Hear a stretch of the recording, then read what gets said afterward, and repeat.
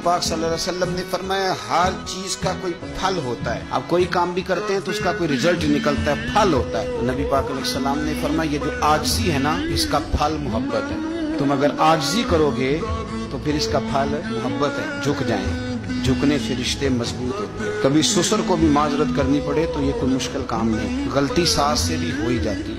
डट न जाएं। क्या नबी करीम सल्लल्लाहु अलैहि वसल्लम अपने सहाबा से माजरत नहीं करते थे? कोई तसव्वुर कर सकता है कि सरकार गलती करेंगे? नबी पाक के लिए जो गुनाह का गुमान करे वो गुमराह है। लेकिन सफ़े सीधी कराते उनके पेट में नबी पाक का तीर लग गया तो हुजूर ने फरमाया नहीं मुझे अल्लाह की रिजा के लिए माफ कर दे। वक्त विशाल हुजूर ने ऐलान नहीं फरमाया कि मुझसे किसी शख्स को तकलीफ पहुंची हो तो बदला ले ले। तो क्या अब्बा जी गलती कर ही नहीं सकते? तो नीचे उतरे थोड़ा सा। अगर आपने रिश्ते बचाने हैं तो नीचे उतरे, वरना याद रख लें जिंदगी में तन्हा रह जाए। इसे झुकना नहीं आता उसका कोई रिश्ता कायम नहीं रहता।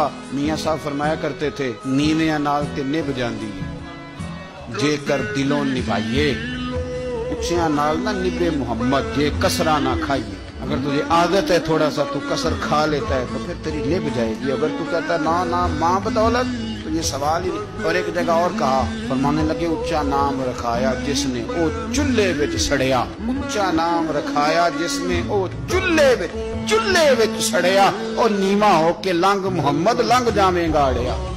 आज हमने रिश्ते गवा लिए लेकिन हम बॉर्डर पे बैठे रहे, सिलेंडर करना नहीं सीखा। चुप करके सिलेंडर करते हैं। आप यकीन करें जो सिलेंडर करने का मजा है ना किसी और चीज का। हक पे खड़े होना और बात है लेकिन हम तो जात के लिए खड़े। अगर आप थोड़ा सा इस पर तवज्जो करेंगे, आजिज़ी इख्तियार करेंगे तो आप देखेंगे कि मोहब्बतों को फरोग होगा। एक तो दरगुजर करें, तोहफे का लेन देन करें, आजिज़ी इख्तियार करें, दिल से कुदूरत को दूर करें। अपने उन रिश्तेदारों को जो आपसे नाराज हैं उनको फोन करें और कोशिश करें कि जिन जिन की गिरफ्तें कर चुके हैं दोबारा ना करने का अहद करें। कोशिश करें कि ये जो बहुत ज्यादा लोगों के बारे में बिला वजह हमने सोच लिया ना, ये भी मेरा मुखालिफ है, ये भी मेरा मुखालिफ है, ये भी, इन चीजों को बिला वजह निकाल दें। खुद किसी का हसद करे ना और किसी को अपना हासिद समझे ना।